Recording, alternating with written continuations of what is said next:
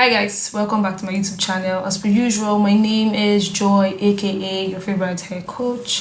So in this episode, I'm talking about frequently asked questions about Rosemary. I don't have it written anywhere. I'll just say it from my head and try to answer as much as I can. So starting with the obvious one, can I use dried rosemary? Because most people saw in my video that I used fresh rosemary leaves, right? So yeah, you can go with the dried rosemary. It's not so much of a difference, let's be honest, right? But it's just that if you have the fresh one handy, you can choose that over the dried ones. But if you don't, especially those living in Nigeria, just make good use of your dried rosemary. And two, is it a must I use cloves? It's not a must. It's really not a must. It's just that cloves will just amplify the potency of your rosemary. It's going to amplify the hair growth stimulation and all of that. So that's why I use clove. And mind you, if you use cloves in excess, it's going to lead to breakage because clove has drying effect. So if you use it in excess and you don't moisturize as often, you just realize that instead of your length growing, you're breaking it off at the tip of your hair.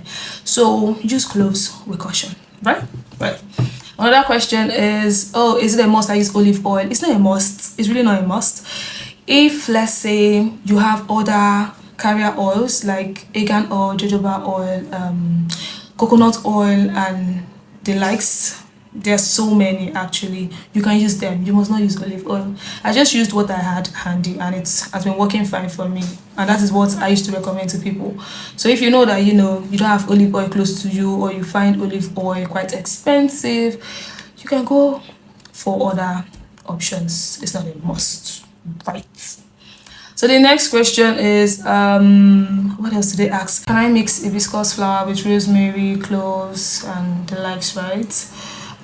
Personally, I have not tried it before, but from what I've been seeing online, it's like hibiscus actually does really good for people's hair growth. But I will not personally recommend it because I've not used it, right? I can only vouch for what I have either used or I have made research on very well.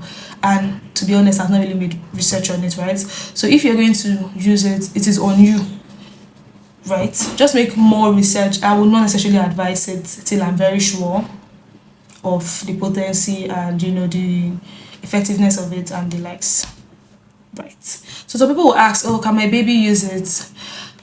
Now this is it. There's a particular constituent in rosemary that has been proven to not be entirely safe for baby use. Do you get? So for you to be on the safe side, since you are not so sure what will be so harmful for your child, right? If your child is below 1 year, if your child is still a toddler, I feel like you should just exclude it for now till maybe when the child is like 3 years and above, to be on the safe side though. But some people might use it and it will work fine, but I'm just saying, to be on the safe side, just chill. Use other oil. You can use coconut oil. I think that's very fine. And we have other baby hair oils, right, that you can use for your baby, and your baby's hair will grow. Just be patient, it would grow. So another question is, can I use the grinded rosemary leaves? Yes, you can.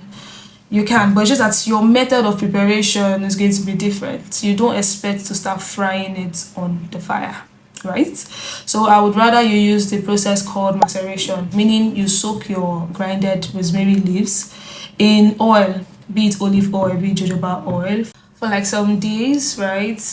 Maybe like 2 to 3 days.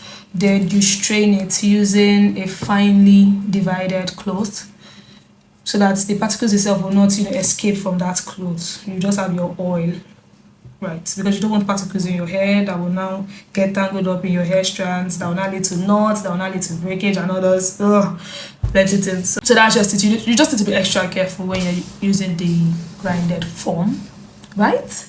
And which other question? See, there are a lot of questions I usually see on TikTok, and now I'm just trying to remember from my head, and so far these are the ones I can remember. I think there are a lot more actually. Maybe I'll make a part 2 if I cannot remember anyone now. Yeah. Is it a must I moisturize and all of that, or what can I use to moisturize? Yes, it's a must. You should moisturize your hair to prevent breakage. Like I said earlier, cloves have drying effects, so you don't want to risk it. And you can moisturize using leave-in conditioner, any leave-in conditioner of your choice. I don't want to really box you into a particular one. Anyone that is good for your hair. One thing with me is if a particular product is good for me and it is working fine for me, I would like to stick with it. So if you have any leave-in conditioner that is good, that you've been using for years and your hair has been loving it, just stick with it. The end game is to have moisture in your hair, right? So yeah, I remain your favorite hair coach. Thank you for sticking by me and with me and whatever they say. And I'll see you in my next. Don't forget to like, share, subscribe. Tell people about this page. This YouTube, we're about to take over. We're even taking over already. And that's a period. Yeah, if you watch up to this point, please leave a comment. I would like to know my real OGs. And yeah, bye. You can bank on it. You can put 100 grand on it. Anything I said, I'll stamp on it.